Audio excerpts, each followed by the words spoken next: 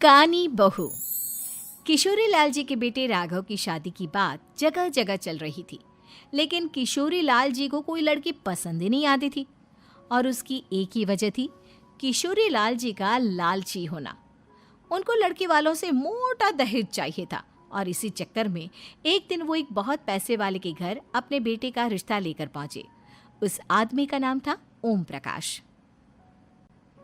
देखे किशोरी लाल जी, मेरी एक ही बेटी है और मेरी सारी संपत्ति जायदाद सब कुछ मेरी बेटी नैना का ही है।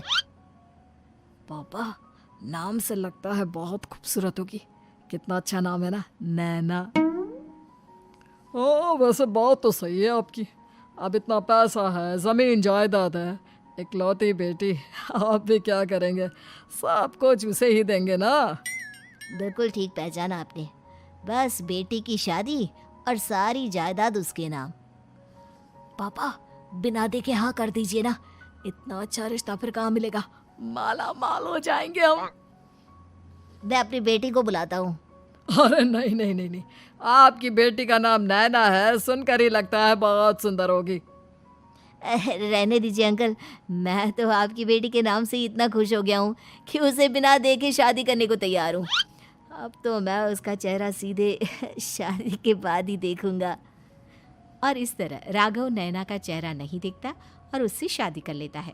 शादी के बाद अपनी सुहाग रात पर जब राघव नैना का घूंघट उठाकर देखता है तो नैना की आंखें बंद थी। कितनी खूबसूरत हो तुम नैना, जरा अपनी आंखें खोलकर मेरी तरफ देखो तो सही।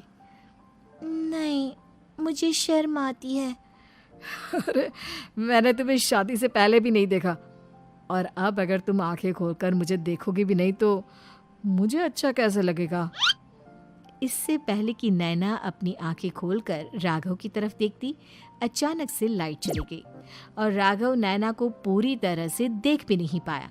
अगली सुबह नैना राघव के लिए नाश्ता बनाकर लेकर आई।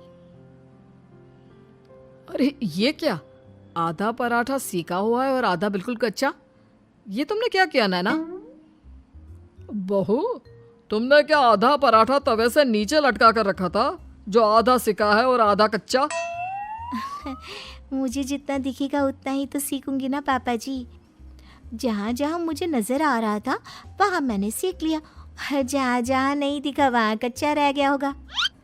इसका क्या मतलब है? ये कैसा मजाक कर रही है तुम? अरे बहू, तुमने इतना लंबा घूंघट क्यों लगाया हुआ है? देखो, हमारे घर में बहुओं को बेटी की तरह रखा जाता है, और फिर तुम तो इतना सारा माल लेकर आई हो। देखो, ये घूंघट डालकर रखने की कोई ज़रूरत नहीं है। हाँ नैना, पापा जी ठीक कह रहे हैं, तुम तो आराम से रहो, अपना ही घर समझो। नैना अचानक से अपना घूंघट उठा लेती है।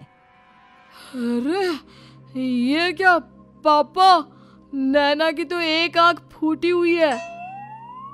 नाम से नैना, लेकिन ये तो कानी बहू निकली। मेरे साथ धोखा हुआ है, धोखा। बिना दिखाए अपनी कानी लड़की मेरे संग ब्याह दी। मुझे कानी बीवी नहीं चाहिए। मुझे अभी ओम प्रकाश जी से बात करनी पड़ेगी। आखिर उन्होंने मेरे साथ ऐसा किया क्यों? अरे, आप लोगों ने ही तो पापा से कहा था कि आप लोग शादी से पहले मुझे देखना नहीं चाहते। अब मेरे पापा पर क्यों इल्जाम लगा रहे हैं? अरे लेकिन उन्हें बताना तो चाहिए था ना कि तुम कानी हो, एक आंख से तुम्हें दिखाई नहीं देता। किशोरी लाल और राघव नाराज होकर ओम प्रकाश को अपने घर बुलाते हैं। पापा जी, ये आपने क्या किया? शादी से पहले बताया क्यों नहीं कि नैना की आंखों में परेशानी है? अरे, आप ही ने तो लड़की देखने से मना कर दिया था। अरे लेकिन आप बता तो सकते थे। आपको तो हमारी बेटी की प्रॉपर्टी चाहिए थी, वो भी पूरी की पूरी। अब क्या हुआ अगर उसे आधा दिखाई देता है? प्रॉपर्टी तो आपको पूरी मिल गई ना। अरे ये क्या बात हुई? मेरी शादी प्रॉपर्टी से नहीं, आपकी बेटी से हुई है। अब ये तो पहले सोचना चाहिए था, तब तो मेरी प्रॉपर्टी देखकर तुम्हारी जुबान लप लपा रही थी। लेकिन मैं कानी लड़की को अपनी बीवी बनाकर नहीं रख सकता। पापा, कुछ करिए ना आप। हाँ, करता हूँ। देखिए ओम प्रकाश जी, आप हमारे साथ ऐसा नहीं कर सकते। और तुम देखो, अगर तुमने मेरी बेटी से शादी तोड़ी ना, तो जो भी प्रॉपर्टी मैंने तुम्हें दी है वो तो पूरी की पूरी वापस ले ही लूँगा, और आधी प्रॉपर्टी तुम्हारी भी लूँगा। अरे मेरी आधी प्रॉपर्टी भला क्यों लेंगे आप? इसलिए क्योंकि मेरी बेटी को आधा नज़र आता है और उसकी नज़र अभी तक तुम्हारी आधी जायदाद पर ही पड़ी है। अब तुम उसे घर से निकालोगे तो कुछ तो लेकर जाएगी ना। और अगर हम आपकी बेटी को अपने घर की बहू बना कर रखे तो? तो तुम्हारी पूरी प्रॉपर्टी तुम्हारी ही रहेगी, और जो मैंने तुम्हें दिया है ना, उसमें से बस मैं आधा लेकर जाऊंगा। अरे लेकिन अब आप अपनी दी हुई प्रॉपर्टी में से आधी वापस क्यों लेकर जाएंगे? अगर मैं आपकी बेटी को अपनी पत्नी बनाकर रखने को तैयार हूं तो? इसलिए ताकि भविष्य में अगर तुम मेरी बेटी को धोखा दो तो उसके पास कुछ तो रहे जो पति का हो। वैसे मेरे पास तो बहुत कुछ है, लेकिन अपने पति की कोई निशानी तो उसके पास होनी चाहिए ना। अब अगर तुमने मेरी बेटी को कानी कहा तो तुम्हें प्रॉपर्टी भी कानी ही मिलेगी, पूरी नहीं। जमाए राजा। किशोरी लाल और राघव समझ चुके थे कि वो बुरी तरह फंस चुके हैं और अब उनके पास वहां से निकलने का कोई चारा नहीं है। अब समझ में आया ना, लालच बुरी बला होती है। एक तो तुम्हें प्रॉपर्टी मिली, ऊपर से बीवी मिली, उसमें तुम्हें नखरे भी दिखाने हैं। आए बड़े, चुपचाप बैठो दोनों। कुछ दिनों के बाद नैना राघव की कार लेकर बाजार घूमने निकलती है और जब कार लेकर वापस आती है, ये क्या? एक तरफ से मेरी गाड़ी पूरी खराब हो चुकी है।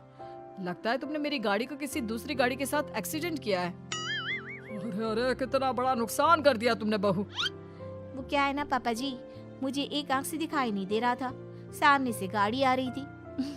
मुझे तो सिर्फ आधा ही दिखाई दिया और वो गाड़ी मेरी कार से रगड़ते हुए निकल गई। अब मैं क्या करूं बताओ? आप इसे ठीक कराने के पैसे कौन देगा? तुम्हारे पापा? तुमने मुझसे इस तरह से बात की? अभी रुको। नैना राघव की शिकायत ओम प्रकाश को कर देती है।